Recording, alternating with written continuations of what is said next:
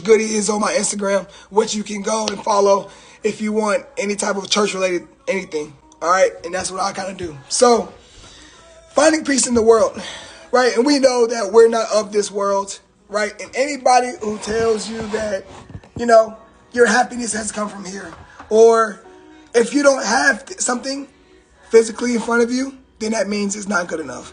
The thing that God does is that he brings a way from no way, right? And a lot of things that come from no way has to come from a powerful source, right?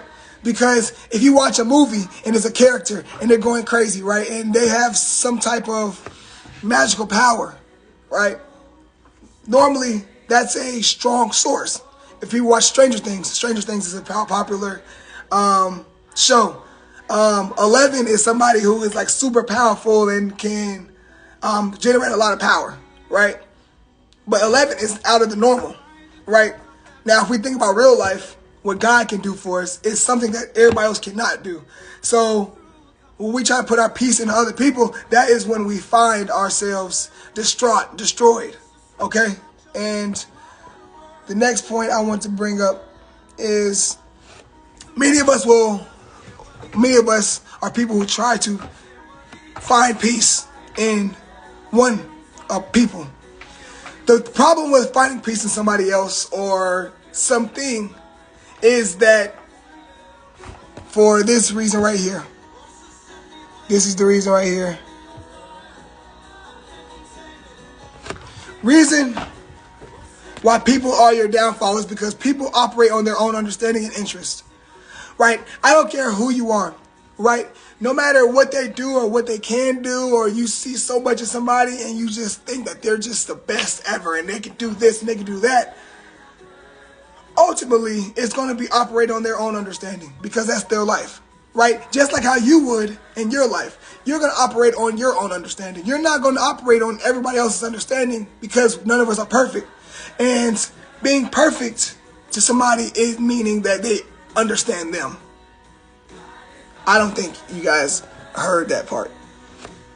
When people talk about perfect or perfection, it's because it's perfect in their eyes, right?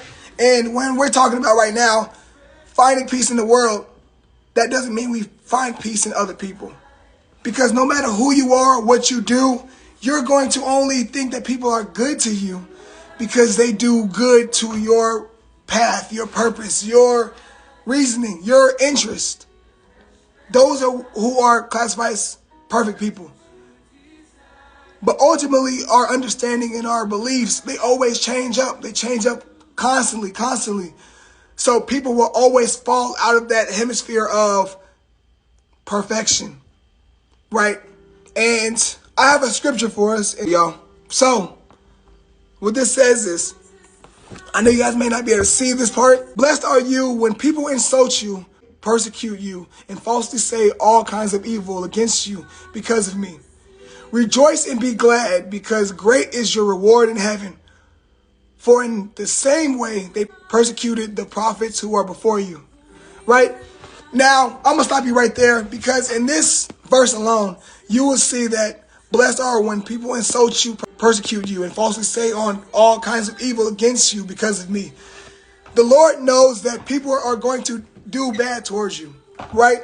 And people are going to do bad towards you because you operate in a different way. Think about your life and how people may turn against you, right? No matter if you're doing great things toward them or for them, they're going to persecute you because you believe in different things. When I started believing in God and kind of operating toward how God is doing me in my life, people was kind of saying, oh, you too good for us, or you're acting different, you're changing, and you don't find value in things we used to do. But the thing is, when God is promoting you to be better, to evolve, to change, you're not the same person that you used to be. See, the problem with a lot of people is they love to stay in that. Oh, we used to do this. This used to be our identity. What happened? Right? But you have to change that narrative in terms of, if people don't see who you are, then those people aren't good for your peace. Because this whole thing is about finding peace in the Lord, right? finding peace in the Lord means you have to be okay with losing some people, because that was not good for your peace. And that ultimately won't be good for your peace moving forward, because what God is doing for you is going to be way more powerful than what other people is trying to do for you. Okay? You're never going to find peace in somebody else, because they're always going to talk down to you. People are always going to try to push you down. People are always going to try to beat you down no matter what you are going through, because they don't understand you. And people won't try to understand you because they don't have your best interest in heart. Only if your interest aligns with theirs, that's when they really believe in you. But as soon as it's not dealing with you, they turn against you. So our peace has to come from God. And I think that's the biggest thing that Matthew chapter 5, verse 11 through 12 tries to signify to us. Right? So let's keep going. Let's keep it going. So now we're on verse 13. So verse 13 says, "You are the salt of the earth. But if the salt loses its saltiness, how can it be made salty again? It is no longer good for anything except to be thrown out and trampled underfoot." You are the salt of the earth. Let's go back to that part, y'all. You are the salt of the earth, but if the salt loses its saltiness, how can it be made salty again? Right? Now, I'm going to break it down for you guys a little deeper. Because if you follow God, you are a Christian and you're following the Christian beliefs, right? You are made to to take on your identity, no matter what is going on, right? The world may say, oh, you can get popular and get clout if you harm other people, or you diminish somebody else's value, or you do these type of things, right? That's what the world finds favor in, correct? People think that if you need to do things to be loved and liked. But the problem with that is you're losing your flavor. What Matthew chapter 5 verse 13 is talking about is you are the salt of the earth, but if the salt loses its saltiness, how can it be made salty again? It is no longer good for anything except to be thrown out and trampled underfoot. Who you are right now is great because that's how God made you. You should never change who you are just to be shown, oh, I have good flavor, or my flavor is fruitful, right? Your flavor is good enough. Okay, I don't know who needs to hear that right now, but your flavor is good enough just the way you are. You don't need to show somebody your worth. You don't need to change your appearance just to fit in with everybody, right? You don't need to have I'm nonchalant, or I need to act bougie or something just to make it look like my status is better. Because however you're made, that is your flavor. Because at the end of chapter 13 of Matthew 5, it says, your salt is no longer good for anything except to be thrown out and trampled underfoot if you lose your saltiness. Your saltiness is what makes you unique, amazing, okay? So never try to lose that. Never try to lose that. And we'll keep it going, keep it going. I don't know if you guys can even see all these other stuff under these words, but I'll keep reading for you. So we're at Matthew chapter 5, verse 14 now. So it says, you are the light of the world. A town built on a hill cannot be hidden. I'm going to say that again. You are the light of the world. A town built on a hill cannot be hidden. So I'm not going to go too far into that one. But basically, if you are made perfectly in the eyes of God, and you are such a big thing, you're not hidden. No matter how much you think, oh, people overlook me, or people don't like me, or people think I'm not good enough, it's not that at all. It's not that at all, because you are something. It just takes somebody to see that in you. Okay? Somebody out there right now, you don't even know, like, is my impact good enough? Or am I enough? Or am I doing enough? Right? What verse 14 says, you are the light of the world. A town built on a hill cannot be hidden. I don't care who it is, but that thing on the top of the hill cannot be accessed by everybody. That thing at the top of the hill cannot be accessed by everybody. So therefore, don't think that just because everybody's not Googleizing over you, or they're not, oh my gosh, this person's so amazing. Oh my gosh, I need this person in my life. If somebody's not doing that for you, don't think that it's a bad thing, because the things at the top of the hill, only the people who are of that caliber or can actually embrace what's at the top of the hill is going to understand what's at the top of the hill. Okay? A lot of people who may be in your life, you may say, oh my gosh, they're getting so much love, they're getting so much affection, they're getting so much this, because they're at the bottom of the hill.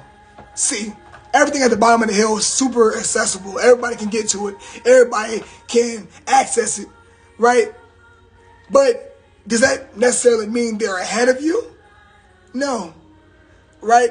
It's an acquired taste. Everybody at the bottom of the hill is easily understood and all that stuff. But as long as you keep elevating yourself and keep progressing yourself to the top of the hill, whoever embraces you up there is meant to embrace you. But you should never diminish yourself to be loved and liked by everybody else at the bottom of the hill. I hope I hit somebody right there. I hope I hit somebody. All right, so I want to fast forward to chapter 5, verse 17 through 20. Okay, so this is Matthew chapter 5. We're still in the same thing. Matthew chapter 5, verse 17 through 20. So what it says is, do not think that I have come to abolish the law of the prophets. I have not come to abolish them, but to fulfill them. For truly I tell you, until heaven and earth disappear, not the smallest letter, not the least stroke of a pen, will by any means disappear from the law until everything is accomplished. Therefore, anyone who sets aside one of the least of these commands and teaches others accordingly will be called least in the kingdom of heaven. But whoever practices and teaches these commands will be called great in the kingdom of heaven. For I tell you that unless your righteousness surpasses the Pharisees and the teachers of the law, you will certainly not enter the kingdom of heaven. So that was a lot to unpack, right?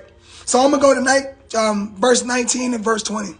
This is Matthew chapter 5, for anybody who's still listening. So chapter 19, verse 19, let's debunk that one real quick.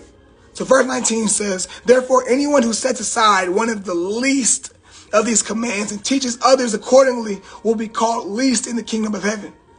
So what does that mean?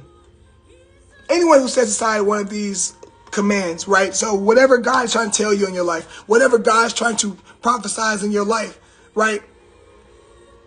And now what it's saying is, who sets aside one of these least of these according to the kingdom of heaven. But whoever practices and teaches these commands will be called great in the kingdom of heaven, right? No matter who you are or what you're doing in this life, right? You have to understand that God is going to command you to do some things, right? But who are we to say, no, God, I think I find more peace in doing this. I find more peace doing that. I think that my life will be a lot better if I move in this fashion, right? Now, the worst thing you can do, like this, what verse 19 is telling you, that whoever calls aside and set aside what the commands that the Lord is doing for you, you will be called least in heaven, right? In the kingdom of God, basically. So no matter what you're doing in this life, you got to keep following your purpose. And whatever God is telling you to do, or whatever God is trying to instruct you to do, you have to be okay with people not understanding you, right? People may say, oh, that's dumb, that's stupid, and I don't get it, and why are you moving in this way? It's not for them to understand, but for you to just put out the lesson. See, everybody thinks that you have to be so perfect for the world, right? People don't want to put out a project because they're scared what people are going to say. People don't want to release a song because they're, oh, what people are going to say about me. People don't want to talk about their feelings because, oh my gosh, what is this person going to say about me? It's not about that. The biggest thing that you have to worry about is, how can I spread love to this world, and how can I spread what God is doing for me in my life? Because what you're doing in your life is way more important than what is going to look good in the world, or what everybody else is going to think. Because what everybody else is thinking is, I'm trying to be liked. But being a Christian, you already know it's hard enough, right? You tell somebody, no, I don't want to do that. or I don't want to partake in those things anymore. And people try to cast you away and say you're not good enough, right? The biggest thing that I want you to understand is you're not going to be put together all the way, and you're not going to be loved a lot. You're not going to be liked a lot, but the path to God is lonely, okay? So keep spreading the word of God, because what verse 19 is telling everybody is whoever practices and teaches these commands will be called great in the kingdom of heaven. So it doesn't matter if one person's looking at you, right? I appreciate everybody who's looking at this Instagram live. But if nobody's watching this and one person watches it after I put it out after, then that is what God calls me to do, right? Because honestly, for me to go viral, all I have to do is embarrass somebody in public or do this and do that, and boom, I'm viral, right? But I'm not spreading love into the world, right? Because somebody has to fall victim to what you're doing. See, when you act selfishly, somebody has to fall toward your choice, right? When you do things for God, and even though it may not look good, you may lose friends, you might lose a relationship, but if you're doing things that's calling for you from God, come on, you're always winning. You're always winning. And the last verse is verse 20. I don't know if you guys can see that on the bottom of the screen, but we can just get into it anyway. I don't know if anybody can even see that, but verse 20, what it says is, for I tell you that unless your righteousness surpasses that of the Pharisees and the teachers of the law, you will certainly not enter the kingdom of heaven. Right? For unless that your righteousness. Basically saying that if you think that your purpose is bigger than God, or you think that whatever you're doing in your life is way better than people who follow the Lord, right? And you move in that fashion, there's no way you can enter heaven or the kingdom of God. Now, that might scare some people. Now, the reason that may scare people is because they say, oh, so I won't be able to enter heaven, right? And the purpose of that is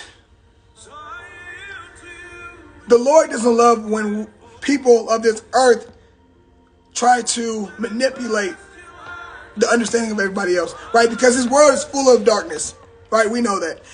If something is negative, it gets a lot of love, right? Because it gets a lot of shares and everybody loves it, and everybody's like, oh my gosh, this person's fighting, or this person got in a fight, right? All these things are what's popular. So what verse 20 is saying in Matthew chapter 5, for I tell you that unless your righteousness surpasses that of the Pharisees and teachers of the law, you will certainly not enter the kingdom of heaven. All that is simply saying is what you're spreading in this world matters, right? What you're giving off to somebody else matters. If you continue to just give out hate, you continue to just give out no good things, you're not doing what the God is teaching you and trying to tell you to do, right? Therefore, you're not spreading good gospel. You're not spreading the love that God is trying to give back out to you. All right? So try to keep that into your mind whenever you're going through your life. And I want everybody just to remember this verse right here, because this is the most important verse that I'm going to talk about. And I'm about to wrap this up in a little bit. But Matthew chapter 5, verse 11 through 12 is super powerful. Super powerful. If somebody's against you, the world is against you. I don't care who's against you, because God is for you, right? But, however, this verse is super powerful, and I'm going to read it one more time. Blessed are you when people insult you, right? Because we all get insulted. Blessed are you when people insult you, persecute you, and falsely say all kinds of evil against you because of me. This path to God is so lonely, y'all. But we understand that. Verse 12. Rejoice and be glad, because great is your reward in heaven. For in the same way they persecuted the prophets who were before you. We have to find love and reward, not of this world, or not what people can do for us, but what we will gain at the end of our lives. Now, we don't never know when our life is going to end, right? But the last thing you want to do is live how you want to live and think that, oh my gosh, this is so perfect, and I'm doing bad to other people. I'm spreading negativity. I'm not loving my neighbor. I'm not spreading love in this world. And then you have to confront the Lord and say, hey God, can I come in? Can I come into heaven? Because every time in the Bible, every time I read it, the Lord is asking his followers and disciples, are you spreading good joys? Are you rejoicing in my name? Are you spreading good gospel? Just like this whole verse that I was reading, are you spreading good things in the world? Then I have to ask you out there, are you spreading good word, spreading good gospel, spreading good messages in the world? Right? Because are you spreading badness and negativity because it's popular to gain clout, to gain this type of status? Are you doing those bad things to look good for other people? Right? Because if you're still stuck in that phase where I need to be liked by everybody and I need to be appreciated so much, if you're not seeking the Lord and what he can do for you, and ultimately understand that what somebody else can do for you in the world is not going to be nearly as good as what he can do for you in heaven. Right? So, blessed are those when people insult you, persecute you, and falsely say all kinds of evil things against you. Rejoice and be glad, because great is your reward in heaven. For in the same way they persecuted the prophets before you. Everybody who was in the Bible was once wrote off because of their beliefs that God did for them. Okay? Now, you may lose friends, you may lose relationships, you may lose people close to you. But the biggest thing is you want to gain the acceptance and the love from the Lord himself. Not what everybody else can do for you or the praises and, oh my gosh, you're so amazing, thank you. You need to gain that love from God himself. Okay? And that's the thing where I want everybody to understand the most out of this lesson. Okay? So, I have 2 more points. I'm going to get you guys out of here. The second thing is peace can be also, because the premise of this whole thing is finding peace in the world, right? So peace can also be disrupted by a chaotic lifestyle. People who take pride in living life and not taking time filling their spirit. When's the last time that you tried to fill your spirit of good things? When's the last time you tried to fill your spirit and fill the world with good things? Right? Is majority of your life spent on spreading negativity and like evilness in order to present oh my gosh, this person's funny, or this person is this, right? Are you trying to, I guess what I'm trying to get at is, what are you trying to put out in the world, right? Now, it is fine if you want to drink and smoke and do all these things, but if it's taking place of your advancement, then what good is it, right? If it's taken away from you building a bond with God, right? Because the most important thing that we can do for our walk in life and trying to find peace in the world or find peace in our walk with God is advancing our lives to match up to our purpose with God, right? I used to always try to promote like funny things, but funny things was negative, right? I used to always promote it all the time because I was like, oh, this is so funny, this is so funny. But then I had to realize, what is my impact on the world, right? If everybody's spreading negativity, you spread negativity with them, what good are you doing? Because they can see that somewhere else. I found favor and, not favor, but I found importance in spreading good things, right? So often I will do these sermons and scriptures and I'll spread those things, but those wouldn't get a lot of love. But instantly I would do something that kind of like embarrasses myself, and instantly I get like 30 shares, right? So nobody shares my good things, my loving things, but they will always share my embarrassing times. Now, if that doesn't resonate with you, think about your life. Whenever you do something good, how many people are there to genuinely be there for you to advance you to keep going. People may congratulate you and say, oh, congrats. But how many of those people are saying, I'm here to help you. If you need help, let me know. I reach out. A lot of people are not doing that in this life, right? But instantly you post something that's embarrassing or you post something that is kind of tearing somebody else down, people will always join in. Oh, men ain't this. Oh my gosh, hot girl summer, hot boy summer, whatever it is. People are promoting negativity more than they are with love. So look at it like that. What is your advancement in this world and what is your impact? Because if you continue to live a chaotic lifestyle, you can never find peace. And if your understanding and your love and your interest in this world is all chaotic, then your peace will never come. Okay? Because many times in the Bible, it will always talk about loving the things of this world too much will be your demise. Loving the things of this world will include drinking, smoking, partying, spreading negativity. All these things are things of this world and the things that the darkness, because we all know if darkness is available, it sells, right? Think about YouTube videos.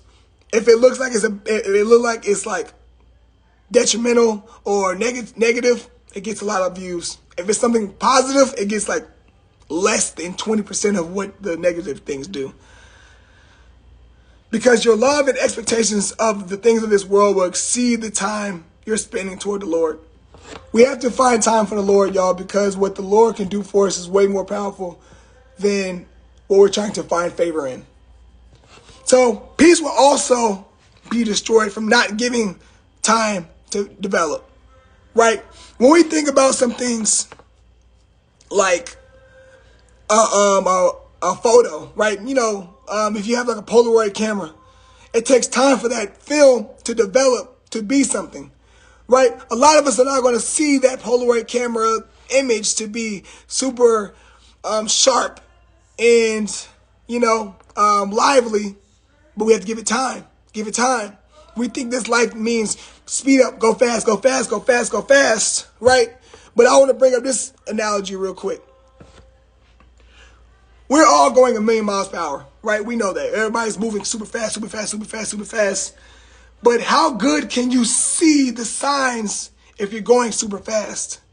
Let's say that your life is you driving down the highway. You're going 120 miles per hour. It looks really good, right? You're pushing that car to its maximum potential. And you're saying, you know what? I'm zooming. I'm going crazy. I'm doing a dash. But there's signs to direct you that God is trying to show you. But you're going so fast, you can't even take it in. All the signs are saying, slow down. Take a detour. I have a better route for you. Take this road right here. This is super powerful for your advancement in terms of your life. Take this road right here. You're going to impact so many people, and they're going to give back so much to you. But if you're going 120 miles per hour, you're not seeing none of those signs, right? And everything may seem good when you're going 120 miles per hour until you hit a clash and you connect to something that destroys your life. We got to slow down. Like I just said just right here, peace will also be destroyed from not giving life time to develop. Right? Let time develop. Give it time. Some things may take longer than others. But if you want something that bad, you got to give it time. The next thing I have for us is this next verse, which is James chapter 5, verse 7 through 8. I don't know if we can all see this, but it's James chapter 5, verse 7 through 8. So what it says is, brothers and sisters, be patient. The Lord will come. So be patient until that time. Look at the farmers. They have to be patient. They have to wait for their valuable crop to grow and produce a harvest. They wait patiently for the first rain and the last rain. You must be patient too.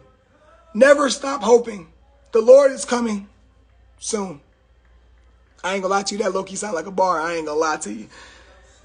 What's the biggest thing out of this one, y'all? Brothers and sisters, be patient. The Lord will come. So be patient until that time. Right? And it's giving the analogy of the farmers and farmers letting their crop develop. And we know the best things in life take time to develop. Right? We see a fresh fruit in the yard that probably took mad time to develop. And it tastes better. It's more fruitful. opposed to a lab grown anything, right? Something grown in the lab and something grown to be kind of fastly produced. Those things don't taste as good, right? And it's processed and all these things. If we want the best things out of this life and we want things that's super fruitful and something that's going to power us to advance and be powerful in this world, we have to understand that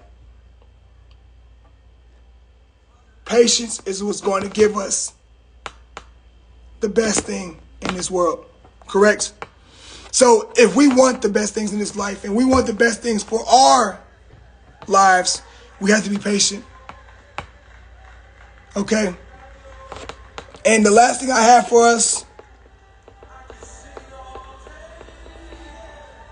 patience all starts with you and your ability to understand God is bigger than you. Patience all starts with you and your ability to understand God is bigger than you. So guys, whatever you're going through and whatever you're doing in this life, understand that if you want to find that peace and you want to find what God's doing in your life and you want to see what he is capable of doing, you have to turn your attention from finding peace in people. It's not going to happen, right? Because like I said in the beginning, people are only going to accept you and appreciate you when it's toward their own understanding, because that's how people are. You're only going to understand something from your own perception because that's who you are. So you can't expect somebody else to fully understand you and understand how you're moving and what you're doing and how you are, because, you know, they're not you. So don't expect that from somebody else. All right? Peace will also be destroyed from a chaotic lifestyle. If your lifestyle is super chaotic and your lifestyle is crazy and your lifestyle is not toward advancing it toward a better relationship with God, how can you expect a God-filled life? That went over somebody's head. I know it did. The second thing I talked about is peace will also be destroyed from not giving life time to develop. If you're going 200 miles per hour, there's no way you can see the road signs to tell you to take this left right here because there's a loving path right here. You can impact so many people going this way. Or there's no way that you can see that ahead is a crash because you're going so fast that you don't even understand that there's warnings that God's trying to give you. Take time to see what God is doing in your life, in your road, on your life, because God's going to tell you to slow down, speed up, slow down, speed up. Take advantage of this opportunity. Don't take advantage of this opportunity because it's not fruitful for you. Okay? So give time to develop. And lastly, patience all starts with you and your ability to understand God is bigger than you. No matter who you are or what you think you can do in this life, God can do way more. And God is going to be somebody who is going to give you the things that you need in this life. But if you can't fully see that, then what good is it going to be? God is supposed to be the head honcho of your life, right? I don't care if people don't see your value. People don't see how good you can be. Somebody don't see how much your worth is. That's not your fault. Your fault would be if you give in to what somebody else is doing. If you give in to saying, you know what, let me do this because I want to be loved by everybody else. Like I said, if you're elevating in life and you're at the top of the hill, people aren't going to notice you. People aren't going to see you. People aren't going to understand how good that is up there because they're so stuck on being at the bottom and being loved by everybody else. Everybody wants to be so loved by the people at the bottom, the people of the village. But your purpose is at the top of the hill. So get up there and love who you are becoming. I love you guys. Peace is going to find you if you find the Lord first. I'm going to say that again. Peace is going to find you if you find the Lord first. Don't find peace in other people or other things because what God is doing for you is going to be way more powerful than somebody else. All right, y'all. I'm going to catch y'all later. If you're seeing this on Instagram Live right now or seeing it after I posted it, just let me know if you have any questions or you need me to pray over anything, and I will gladly pray for you and anything that you need. All right. Thank you guys so much for being here. Love you guys. Stay safe.